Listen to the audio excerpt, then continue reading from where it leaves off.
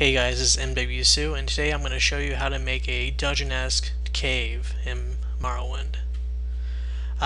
So first, I've opened up the construction set, and we want to go to Interior Cell, and we want to click New, and let's call this dungeon TES Caverns.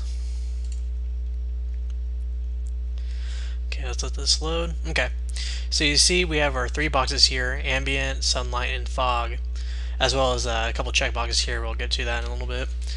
Ambient lighting deals with just the just kind of like the ambience of the place. It's really not important for right now. But the two boxes you really want to keep an eye on is sunlight and fog. Sunlight, since we're going to make a sort of a dark cave, we want to have a dark lighting. So let's, for instance, let's go 70, 40, and 10. For our fog, you'll see when you go to the sun caverns, you have this kind of a dense fog in front of you. More commonly when you go to an egg mine, and we're gonna do something like that. Make it a little bit lighter. Let's try 15, 15, 15. So not quite totally black, but a little bit lighter. And let's put the density as 1.05. You don't want to mess with the density too much, or you're not gonna see anything in front of you. For water, a lot of caverns do have water, and for this tutorial, we are gonna have water. Just kind of show you how to do it. You really don't have to change the water height. The 0 is a good number. And because it is a kind of a dungeon, you do want your character to sleep here just in case you're damaged, you need to rest and heal some health or some mana. So just kind of keep that unchecked. Let's go ahead and OK. Now let's scroll down to our TES caverns. There we go. Let's let that load. Alrighty. So you see, it's not totally empty. Well, most of it is, but you'll see that we have a nice field of water down here, and we just want to scroll down until we get there. Now you see. Now, if we were just to throw our character in here, he'd be swimming in an endless ocean, infinitely wide and infinitely deep. Pretty scary, actually. But anyway, we are gonna make our caves. So we're going to go to our aesthetic tab here in our object window, let that load, and you'll see there's quite a few different types of caves we can make. One type of cave would be the bone cave type, which wasn't really put in the game, I don't think. Maybe a few pieces were, but you don't really see any caverns specifically made from bone. But you see it's kind of a lighter type of rock, but kind of few common ones. If you're exploring in a dungeon around, in the Bitter Coast area, you'll see more of the mud or the mold type rock type caves. If you go to the Balagmore region, you'll see some of the lava rock and the pie rock. For this instance, I'm going to make a pie rock cave. And you'll see that we have quite a bit to choose from. The pie rocks, you see, these are just boulders. Let's get a few of them out here. Different types of stalagmites. But before we do any of that, we want to have our grid and we want to have our angle checked. Again, kind of like with the houses, they snap together a lot easier if you have the grid and the angle on. So let's start throwing stuff in here. What I like to do, I like to keep my caves above water before I actually submerge them, just so I can just kind of piece them together. Then later find out what they look like once I dip in water and kind of go on from there. But some people will start in the water and kind of work their way around it, which is a little bit more, probably looks a little bit more natural, but is to each his own. So let's snap it together, these couple pieces, and really you can pick and choose what you want. You can have a really linear cave, you can have a really obscure multi-directional cave. It's really up to you. You see we got a a few things put together here, and you can go on and on and on. I'm just gonna work with these 3 pieces right now. I'm not really gonna work with the empty spaces. I have another dungeon that's already made that I'll show you guys in a little bit. But so now that you got that made, the next part of this would probably depend on like this stalagmites, stalactites, and the boulders. For instance, let's get it a little bit closer here. Okay.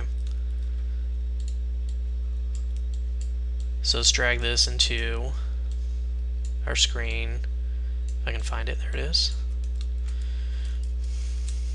And with placing these type of rocks, you can uncheck your grid and your angle buttons and kind of customize where you want it and play with the size a little bit, so they don't look just, you know, plain empty rooms. You can put as much stuff or put as little stuff in there as you want.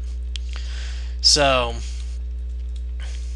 things like that. I'm just going to run down just a few short things. I'm not going to go totally in depth with this one. A lot of caves have what are called leveled creatures in them. That being, say if you just want to put like a Nyx Hound or rats or something in here, just as they are. Well, that's all right if you're a low level character, but once you're level 15, 16, 17, above that, Nyx Hounds or rats aren't really a big challenge. So what you could do is place these, what are they called, leveled creatures that will be a different creature each time you play depending on your level. Say if you're level 1, it'll be a rat. If you're level 15, it'll be a flame atronach or something like that.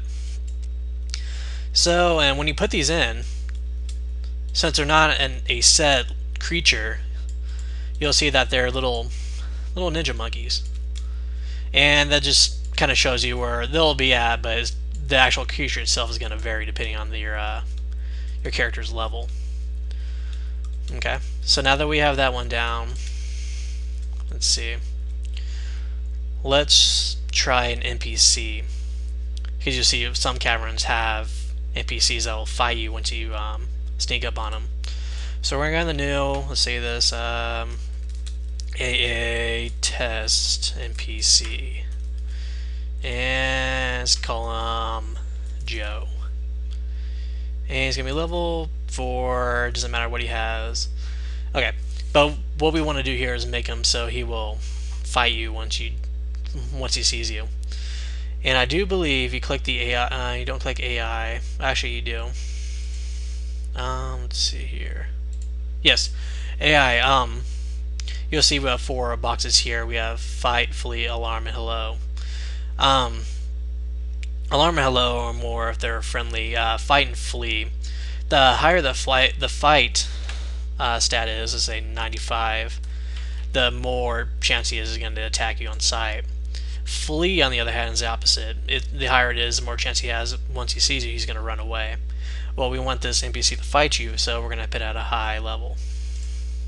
Okay? Now let's go ahead and give him some armor. And again, just like the level creatures, you can click on leveled items, and you can place leveled armor and weapons onto them. If you find him at level 1, he might have iron or netch fur or something like that, something really low level. But once you find him at level 20-ish, he'll be rocking some ebony or orcish armor. So let's see. I'll try a Nordic weapon, and what else here? Some glass. Okay. Oh, and depending on what level you make them, let's see, 15. The editor will automatically calculate his stats for you, which is really nice. You can actually go in and edit the stats as you want, but you can keep it at auto-calculating. Don't have to worry about it. So NPC, just let it load. Okay. Alright, I'm going to place our test NPC. Place him somewhere in here.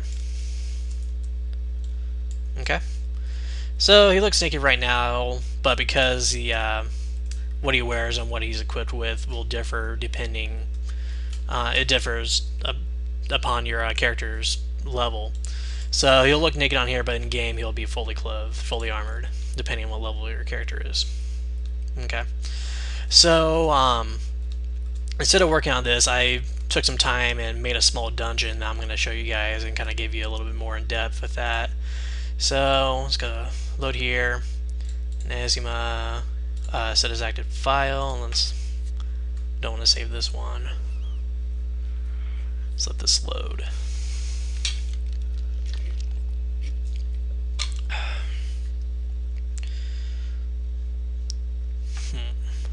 Okay, here we go.